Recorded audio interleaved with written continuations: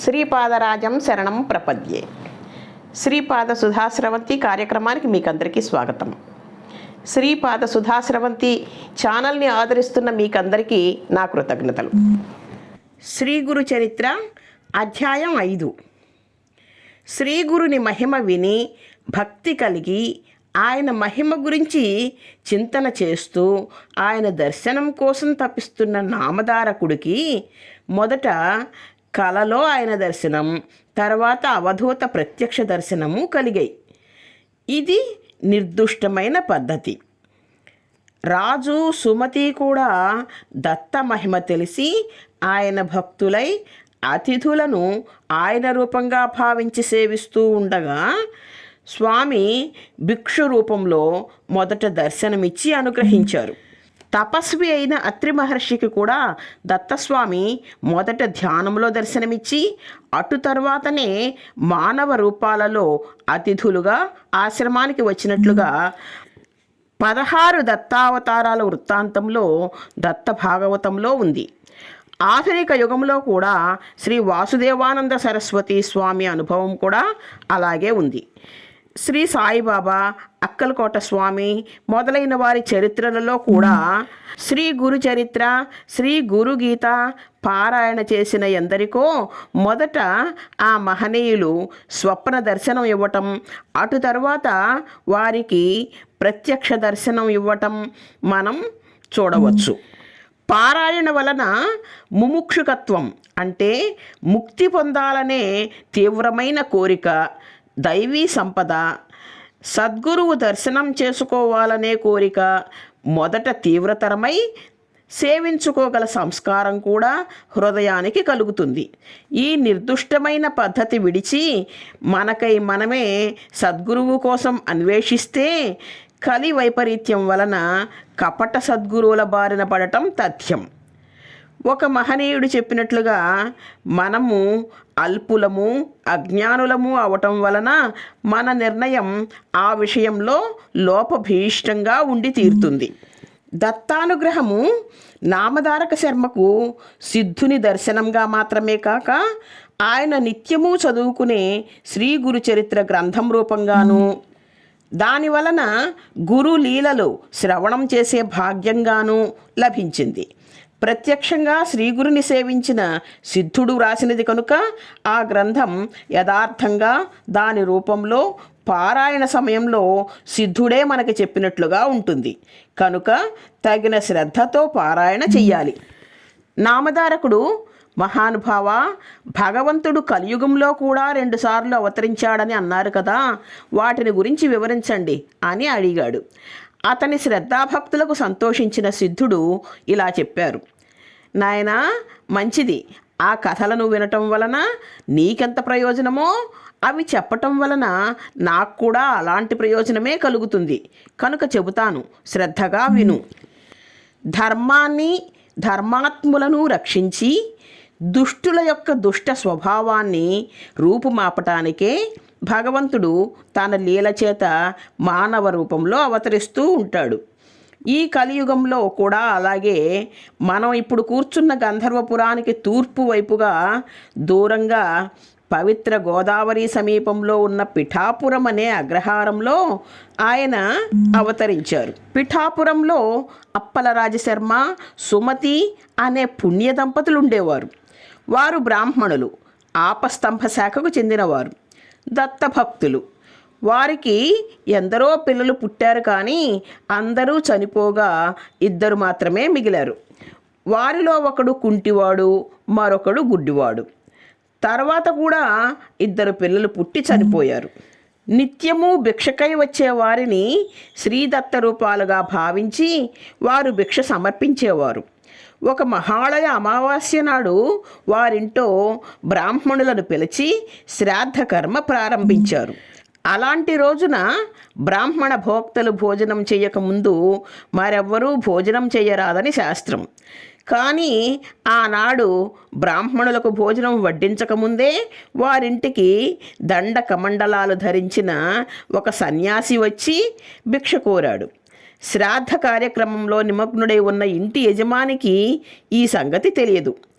ఇల్లాలైన సుమతి ఆ వచ్చిన యతీంద్రుడు శ్రాద్ధభోక్త అయిన పరమేశ్వరుడేనని, తమ కులదైవమైన శ్రీ దత్తాత్రేయుడేనని విశ్వసించి భక్తిగా ఆయనకు భిక్ష ఇచ్చింది. ఆమె భక్తి విశ్వాసాలకు సంప్రీతుడైన ఆ యతీంద్రుడు యథార్థమైన తన దత్తాత్రేయ స్వరూపంతో దర్శనమిచ్చాడు. నామధారక, అప్పటి ఆ స్వామిని చూడటానికి 1000 కన్నులున్నా సరిపోవు, వర్ణించటానికి 1000 నాలుకలున్నా సరిపోవు. 2 చేతులలో శంఖు చక్రాలు, 2 చేతులలో ఢమరు త్రిశూరాలు, మిగిలిన 2 చేతులలో జపమాల కమండలాలు ధరించి 6 బాహువులతో 3 ముఖాలతో స్వామి వెలిగిపోతున్నాడు. వెండి కొండవలే తెల్లని కాంతితో ఆయన మూర్తీభవించిన శుద్ధ తత్వమా అన్నట్లుగా ప్రకాశిస్తున్నారు. ప్రపంచంలోని దీనులను ఉద్ధరించటానికి 6 చేతులు చాలక అనేకమైన బాహువుల్లాగా ఆయన శరీరం నుంచి వచ్చాయా అన్నట్లుగా ఆయన జటాజూటం నుండి జుట్టు పాయలు పాయలుగా వేలాడుతోంది. ఆ తల్లి సుమతీదేవి తన జన్మ సార్థకమయ్యేలాగా ఆ అమృతమూర్తిని శరీరమంతా కళ్ళు చేసుకుని ఆ కళ్ళతోనే పానం చేస్తోంది. అప్పుడు దత్తాత్రేయుడు, తల్లి, అచంచలమైన నీ విశ్వాసానికి నేను తృప్తి చెందుతున్నాను. శ్రాద్ధ బ్రాహ్మణులు భోజనం చేయకముందే నేను పరమేశ్వరుడనన్న విశ్వాసంతో భోజనం పెట్టావు. నీ అభీష్టమేమిటో చెప్పు, నేను తప్పక నెరవేర్చగలను అన్నారు. స్వామి మాటలు అమృతధారలై ఆమె చెవుల ద్వారా శరీరంలోని సర్వధాతువులలోకి ప్రవహించాయి. జగన్మోహనమైన శ్రీ దత్తాత్రేయ స్వామి దర్శనంతో ఆమె కన్నులు ఆయన యొక్క అమృత వాక్కులు వినటం వలన ఆమె చెవులు బ్రహ్మవాక్కులైన వేదాలను విన్న యోగుల చెవులలాగా పరమ పవిత్రమయ్యాయి. ఆమె కృతజ్ఞతతో, పరమాత్మ, యోగులను కూడా ముగ్ధులను చేసేలాగా దర్శనమిచ్చావు. అంతేకాక నా చేతి అన్నం స్వీకరించావు. ఇంతకంటే నాకేం కావాలి చెప్పు, నేను ధన్యురాలను. ఈనాటి శ్రాద్ధ దేవతలైన మా పితృదేవతలు కూడా ధన్యులయ్యారు. నీవు భక్తుల కోరికలను తీర్చే కల్పవృక్షానివి. నీవు నన్ను తల్లి అని పిలిచావు కనుక నేను ప్రత్యేకంగా నిన్ను అడగవలసిన వరమంటూ ఏమీ లేదు. నీవిచ్చిన మాటను నిజం చెయ్యి, అదే చాలు అంది. భక్తి శ్రద్ధల వలన జాగృతమైన ఆమె బుద్ధిశక్తికి ఆశ్చర్యచకితుడైన శ్రీ దత్తాత్రేయ స్వామి ఇదివరకు అత్రి మహర్షి అడిగినట్లే ఈమె కూడా లోకాలకు నా అనుగ్రహం కలగటం కోసమే ఈ కోరిక కోరుతున్నది అనుకున్నాడు. ఆయన, అమ్మా, నాతో సమానమైన పుత్రుడే నీకు జన్మిస్తాడు. కానీ నీవు పుత్ర వ్యామోహంతో అతని మాటను పట్టించుకొనక నీవు చెప్పినట్లే అతడు చెయ్యాలని నిర్బంధించకూడదు. అతడు చెప్పినదే అక్షరాల అమలు జరగాలి అని అన్నారు. ఆ దర్శనంతో మరింత నిశితమైన బుద్ధిశక్తి కలిగిన ఆమె, స్వామి, నేను మానవమాతృరాల్ని. నాకు పుత్ర వ్యామోహం కలగటం సహజం. అది లేక మాతృవాంఛ పరిపూర్ణం ఎలా అవుతుంది? కనుక పుత్రుడు జన్మించాక సమయానుకూలంగా అట్టి వివేకాన్ని నీవే నాకు కలిగించాలి అని ప్రార్థించింది. ఆమె సమయస్ఫూర్తికి మెచ్చిన దత్తస్వామి నవ్వి ఆశీర్వదించి అంతర్ధానమయ్యారు. సుమతీదేవి ఆనంద పారవస్యంతో ఇంటిలోనికి వెళ్ళి పితృశ్రాద్ధాది కార్యకలాపాలు కొనసాగిస్తున్న భర్తను ప్రక్కకు పిలిచింది. స్వామి, నేనీనాడు ఒక అపరాధం చేశాను. చేసిన అపరాధం చెబితే పోతుందంటారు. శ్రాద్ధ బ్రాహ్మణులు ఇంకా భోజనం చేయలేదు కదా. కానీ ఇప్పుడే ఒక సన్యాసి వచ్చి భిక్ష అడిగాడు. ఆయనే యజ్ఞపతి, శ్రాద్ధ ఫలభోక్త అయిన శ్రీ దత్తాత్రేయ స్వామి అని భావించుకుని భిక్షనిచ్చాను. ఆయన సంతోషించి తన నిజరూపమైన దత్తాత్రేయ స్వామిగా దర్శనమిచ్చారు అని చెబుతుంటే ఆమె శరీరం రోమాంచితమై, కంఠం గద్గదమై, కన్నులు ఆనంద బాష్పాలతో నిండాయి.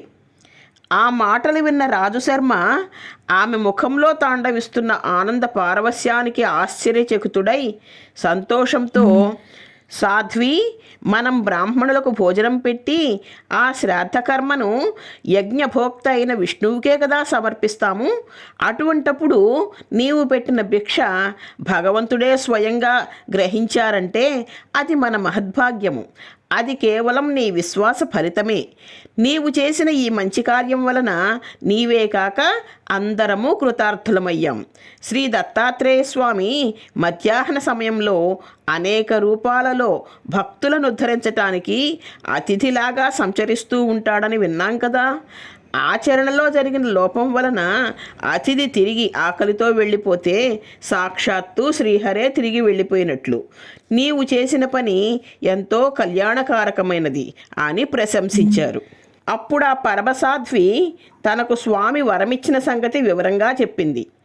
రాజశర్మ ఆనందభరితుడై, కళ్యాణి, నీవు మన వంశానికి ప్రపంచానికి కూడా మంగళకరమైనదే చేసావు, నేను ధన్యుణ్ణి అంటూ ఆమెను మనసారా అభినందించి మిగిలిన శ్రాద్ధ కలాపాన్ని యథావిధిగా పూర్తి చేశారు.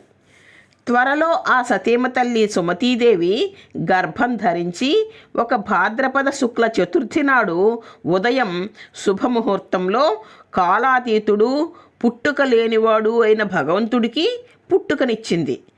దైవజ్ఞులు ఆ శిశువు యొక్క జన్మలగ్నము, గ్రహస్థితి గణించి సాక్షాత్తు కల్పవృక్షమే వారింట వెలసిందని, సాక్షాత్తు దత్తాత్రేయుడే అవతరించాడని చెప్పారు. రాజశర్మకు కలిగిన అదృష్టాన్ని పూర్వం అత్రి మహర్షికి సంప్రాప్తించిన మహద్భాగ్యంతో పోల్చారు. ఆ శిశువు పాదాలలో దివ్య చిహ్నాలు మొదలైన శుభలక్షణాలతోనూ గొప్ప తేజస్సుతోనూ ప్రకాశిస్తూ ఉండటం వలన అతనికి శ్రీపాదుడు అని నామకరణం చేశారు. నామధారక అది కలియుగంలోని శ్రీ దత్తాత్రేయ స్వామి యొక్క మొదటి అవతారం. పుట్టినది మొదలు శ్రీపాదస్వామి శుక్లపక్ష చంద్రునిలా అందరికీ ఆహ్లాదాన్ని అందిస్తూ, ఆనందం చిందిస్తూ, ముద్దులు మూటగడుతూ పెరిగి 8 ఏండ్ల వాడయ్యాడు. అతని ముద్దు ముచ్చటలు తల్లిదండ్రులే కాక ఆ ఊరి వారందరూ తనివి తీరా అనుభవించారు.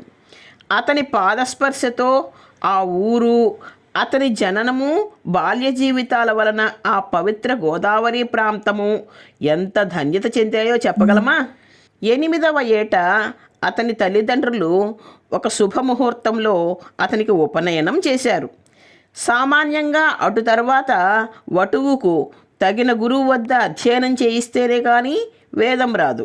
కానీ శ్రీపాదస్వామి తనకు ఉపనయనమైన మరుక్షణమే శిష్యులకు వేదపాఠాలు చెప్పి వెనుక శ్రీ దత్తాత్రేయ స్వామి సుమతీదేవికి ఇచ్చిన మాట యథార్థమని నిరూపించుకున్నారు.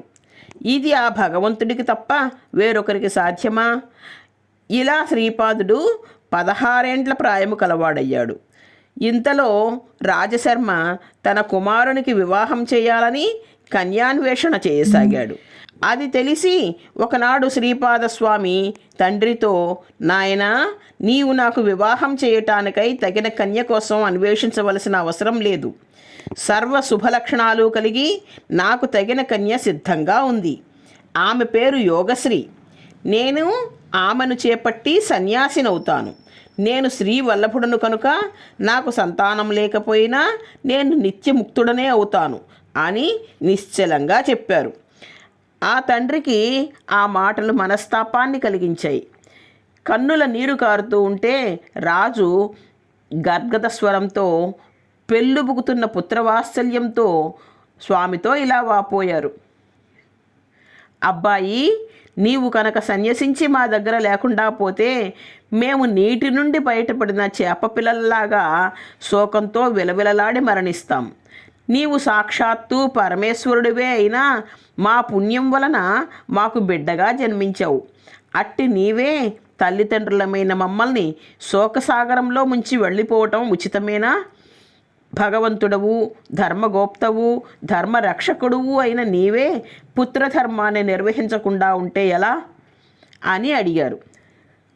నామధారక, ఆ దంపతులకు శ్రీపాదస్వామియే కాక కుంటివాడు, గుడ్డివాడు అయిన మరి 2 కుమారులు ఉన్నారు కదా.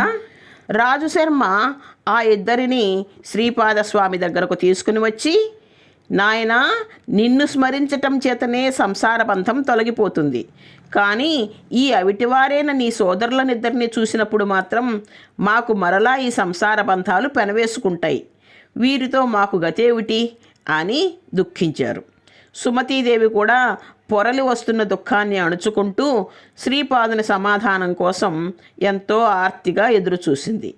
వారి బాధను గుర్తించిన శ్రీపాదస్వామి అన్నదమ్ములిద్దరినీ తన అమృత హస్తంతో స్పృశించారు. సంజీవని స్పర్శ చేత చనిపోయిన వారికి ప్రాణం వచ్చినట్లుగా స్వామి స్పర్శ చేత తక్షణమే వారిద్దరూ పాద నేత్రవంతులై సుందర సుకుమారమైన రూపాలతో ప్రకాశించసాగారు.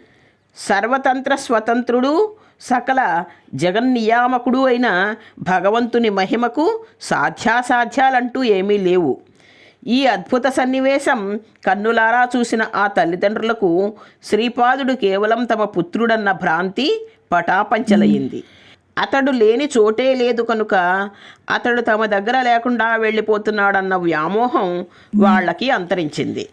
ఈ ప్రపంచమంతా తన సంతానమే అయిన ఆ ప్రభువును తమ పుత్రుడని భ్రమించి ఇంటిలో కట్టిపడేసుకోవటం అపరాధమని తోచి సుమతీదేవి స్వామినిలా ప్రార్థించింది. ప్రభు, నీ మాయచేత నీవు మా పుత్రుడవని భ్రమించాము. నీకు పాలిచ్చి పెంచటం వలన నీవు సర్వలోకాలను పాలించే జగన్మాతకు ప్రభువు అన్న సంగతే మరచిపోయాను. అనంతకోటి బ్రహ్మాండాలు నీయందే నిండి ఉన్నాయి. నా భ్రాంతి తొలగించు అంది. అప్పుడు ఆయన తన యథార్థ రూపాన్ని తల్లికి మరొకసారి దర్శింపచేశారు. ఆ దివ్య మనోహర మంగళ సుకుమార సుందరమూర్తి ఆమె చూస్తూ ఉండగానే కోటి సూర్యుల కాంతితో, కోటి చంద్రుల చల్లదనంతో చూసేవారి దేహాలలోని ప్రతి అణువును అమృతంలో ముంచివేసేలాగా దర్శనమయ్యింది. అప్పుడు స్వామి అన్నారు, అమ్మా, నువ్విప్పుడు చూస్తున్న ఈ రూపాన్నే నిరంతరంగా ధ్యానిస్తూ ఉండు. త్వరలోనే నీవు ఈ అజ్ఞానాంధకారాన్ని దాటి నా సాయుధ్యాన్ని పొందగలవు. ఈ కుమారులిద్దరూ 100 ఏండ్లు సుఖంగా జీవించి మిమ్మల్ని భక్తితో సేవిస్తారు. వీరికి విద్య, సంపద, కొడుకులు, మనుమలు అన్నీ పుష్కలంగా సమకూరుతాయి. వీరు కూడా లోకపూజ్యులవుతారు అని అన్నారు. ఆ సోదరులిద్దరూ శ్రీపాదస్వామిని భక్తితో స్తుతిస్తుంటే వారితో ఆయన, మీరు తల్లిదండ్రులను ప్రత్యక్ష దైవాలుగా భావించి సేవించి తరించండి, నేను సన్యసించాలి అని చెప్పి తన తల్లిదండ్రులకు ముమ్మారు ప్రదక్షిణం చేసి వారి అనుజ్ఞ తీసుకొని వెంటనే సన్యసించి పాదచారి అయి ద్వారక, కాశీ, బృందావనం మొదలైన క్షేత్రాలు దర్శిస్తూ బదరీ వెళ్ళి అటు తర్వాత గోకర్ణ క్షేత్రానికి చేరారు. అక్కడ మహాబలేశ్వర లింగ రూపంలో సాక్షాత్తు శంకరుడే నివసిస్తూ ఉంటాడు. ఆ లింగాన్ని ప్రతిష్ఠించిన వారు గణేశ్వరుడు. ఆ క్షేత్రం సజ్జనులకు నెలవు. అందువలననే ఆ క్షేత్రాన్ని సజ్జనులను ఉద్ధరించటానికే శ్రీపాదస్వామి అక్కడకు వెళ్ళారు అని సిద్ధుడు చెప్పారు. శ్రీ గురుదత్తాయ నమః. 5వ అధ్యాయం పూర్తి అయింది. అందరికీ నమస్కారం అండి. నేను చెబుతున్న విషయాలు మీకు బాగున్నాయనిపిస్తే సబ్స్క్రైబ్ చేయండి, లైక్ చేయండి, షేర్ చేయండి. మీకు తెలిసిన వాళ్ళకి, చుట్టాలకి, బంధువులకి అందరికీ కూడా షేర్ చేయండి. ఎక్కువ మంది ఈ వీడియోస్ చూసేందుకు ప్రోత్సహించండి. ధన్యవాదాలు.